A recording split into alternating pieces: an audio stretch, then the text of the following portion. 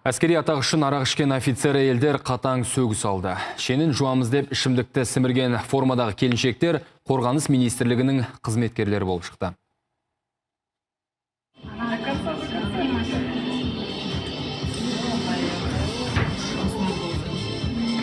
Майор Асанова.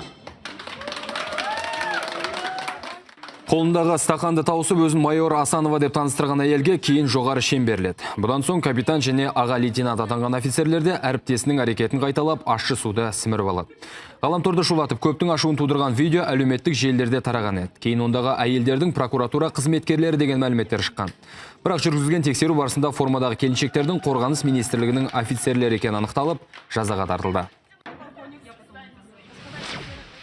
Офицерлерге қатаң сөгіс жарияланып, тәртіптік жауапкершілікке тартылды. Әрі Қорғаныс министрлігі мұндай оқиғалардың қайталанбауы үшін шара қолданып жатыр. Яғни жеке құрамға әскери қызметкерлердің мәртебесі мен этикасы туралы түсіндіру жұмыстарын жүргізуге кірісті.